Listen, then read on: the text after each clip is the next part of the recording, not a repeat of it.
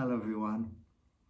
Today's instruments are the Alchemical singing bowl and the Himalayan singing bowl. They look rather huge in the camera, but they are quite big. But this is about the size of the Alchemical bowl, and this is the size of the Himalayan bowl.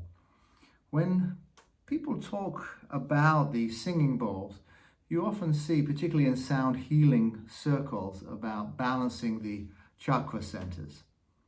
And if you kind of look and research, you'll find there's a lot of different interpretations of which notes and frequencies balance which centers.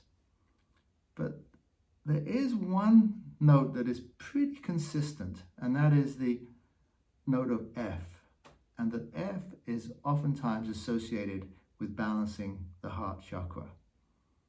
So we have an F note attunement singing bowl in the Alchemical, and we have the F note of the Himalayan bowl. Now, what's interesting about this is that the Himalayan bowl is much less regular in terms of frequencies, because there's so much going on in this bowl, because it's hand hammered and it's not completely symmetrical. That's the word I was looking for. And of course this is perfectly formed and cast and beautifully symmetrical and pure material pretty much. So this has got a much purer tone, and the singing bowl a little bit more erratic, but in a good way. Now, what's interesting is that they found that, particularly in regard to rhythm, when there's a consistent rhythm that is artificially created, like a drum machine, for example, it actually causes stress in the body. But when an actual drummer themselves strikes the drums, then the stress goes away. It's very interesting. Of course, the drummer has the human touch, and the human touch will not be perfect, but just enough to relax the body. So we're not always going for the perfectly pure tone, as much as it feels lovely. There's something that in human nature, in the human body, relates to the irregularity. It's just a slightly bit off. So that seems to be interesting and counterintuitive, but it is a stability, but within the stability there's a lot of variation. So we'll be exploring that as you listen to the different bowls. But be aware that perhaps there's something going on in your body, in your heart chakra, hopefully, but it could be any chakra, and that's the thing what I emphasize. Yes, it may be that the F note affects the heart chakra, but it could be that you'll feel it in your feet, or in your knees, or in your shoulders, or anywhere actually that your body needs that frequency, that vibration, that note.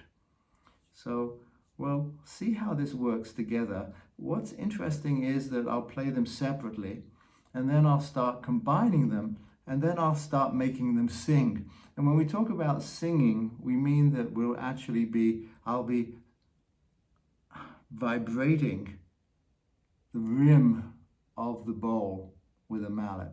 In this case, a kind of a suede mallet. In this case, with a wooden mallet for the Himalayan bowl.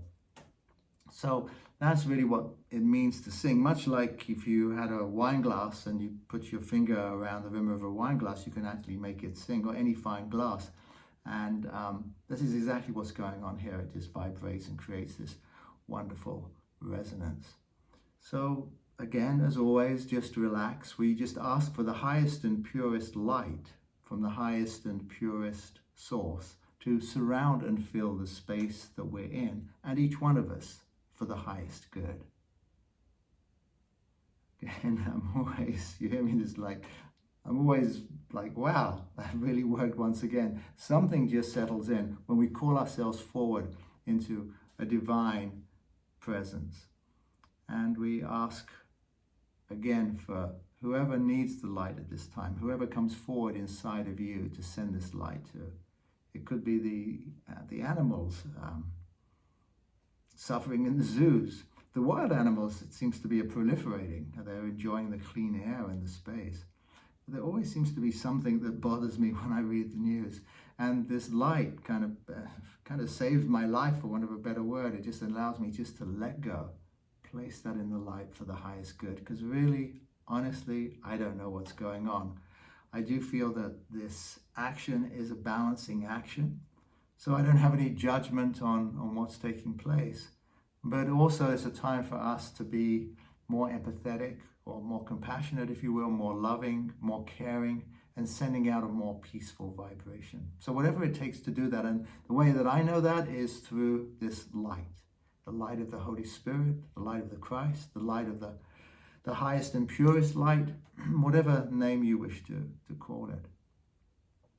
And of course, the other thing that amplifies that light, or is a way of carrying that light, is our loving. So important that we love ourselves, all of us, and that we kind of let that love go through our whole bodies, into our cells, and let that relax our bodies, and just really feel like I love myself. I was talking to someone the other day who was having a hard time, and I said, well, there is this technique. There's a book out called Love Yourself Like Your Life Depends on It, and by a man called Kamal is his first name, Kamal. And basically in that book, I mean, the technique is to say to yourself repeatedly throughout the day, no matter what, I love myself. I love myself. And I've done this in some of the workshops I've given, and it really becomes quite an interesting tool. You're brushing your teeth, I love myself. Whatever, I mean, as much as you can, I love myself. And that really works. I do recommend that book to people because it reinforces this idea that really loving, here's the key, you don't have to feel it. You don't even have to believe it or even think that you mean it. You just keep saying it. I love myself. I love myself. And this is really what we're talking about. I mean, can you move into this area of I love myself? And my spiritual teacher, John Roger, the keynote of everything he did was the loving nature. So it really is, everything that we're doing here is about that loving. And so what is your intention for this session? Just come to terms with it again. I keep saying the same thing because I think it's always important for me, really, to remind myself that love and light and sound are this amazing trinity that works together, and that the sound can take our intention into the field of grace and energize it there and manifest it for our highest good. So the intention is extremely important in this. Your own relaxation and openness is so important, which is why I kind of ramble on in these opening sessions just to get you into this. Hopefully it's not too irritating for you, but that's not the point. The point is just to say, okay, I'm loving myself, I got the light around me, that's great. But to really just let yourself be open. And again, we're in the energy field, so we can be open, we are safe. So just allow the sound now to take you where it wants to go.